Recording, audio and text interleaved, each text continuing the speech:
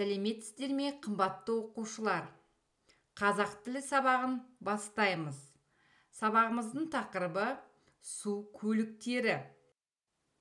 Сабақтың мақсаты мәтіннің мазмұнын түсінеді, негізгі және қосымша ақпаратты анықтайды, негізгі ақпараттарды сақтай отырып, жинақы мәтін жазады.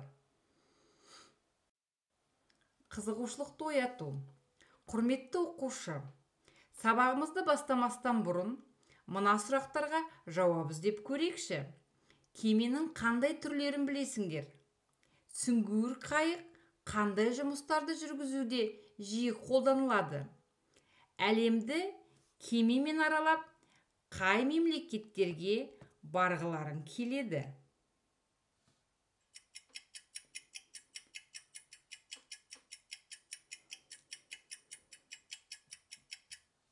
Рахмет, балалар. Енді жауаптарымызды салыстырып көрейікші. Кеме түрлері өте көп. Олар катер, катамаран, глиссер, траулер, әскери кеме. Су астында стратегиялық әрекет жасайтын арнайы кемені сүңгуір қайық деп атайды. Сүңгуір қайық теңізде, өзен көлдерде ғылыми зерттеу жұмыстарын жүргізуге жиі қолданылады. Су көліктері. Кеме су қатынасын іске асыратын көліктің түрі. Ол айлақтар мен теңіз порттарын тұрақ ретінде пайдаланады. Кемелерге арналған белгіленген теңіз бағыты болады. Айлақтарға да белгілі бір кесте бойынша келіп тоқтайды. Кеменің бірнеше түрі бар, және олар қызметтеріне қарай ерекшеленеді. Мәселен, авиатасымалдаушы кеме дегеніміз шабуылдауға арналған ұшақтарды алып жүретін және соларға қызмет көрсететін әскери кеменің түрі. Теңіз қатынасында кейбір кемелер жолаушыларды ғана тасымалдаса, кейбіреулері тек жүк тасиды. Сондай-ақ жолаушылар мен жүктерді бірге таситындар да болады. Осыған орай кеме, жолаушылар кемесі, жүк кемесі деген түрлерге ажыратылады. Қазіргі жолаушылар кемесінің ішіндегі ең ұзыны Норвегия лайнері. Оның ұзындығы 315 метр. Ал сал кемелер жолаушыларды көліктермен бірге алып жүреді. Әлемдегі ең үлкен сал кеме шведтік Силия Европа кемесі. Оның аумағына 3000 адам және 410 көлік сыяды. Су астында стратегиялық әрекет жасайтын арнайы кемені сүңгуір қайық деп атайды.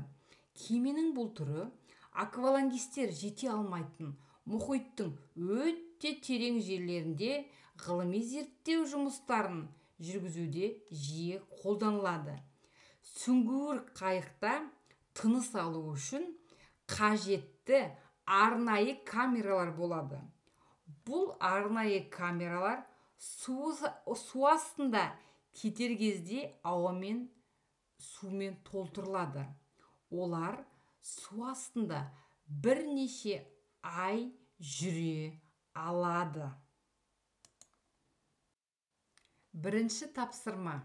Жеке жұмыс. Тыңдалған мәтін бойынша негізгі және қосымша ақпаратты анықта. Дескриптор. Тыңдалған мәтіннің мазмұнын түсінеді. Негізгі ақпаратты анықтайды. Қосымша ақпаратты анықтайды. Білгенің жөн. Ақпарат термині латынның түсіндіру, баяндау, мәлімет деген ұғымдарды білдіреді. Негізгі ақпарат мәтіннің негізгі идеясы, негізгі фактілері.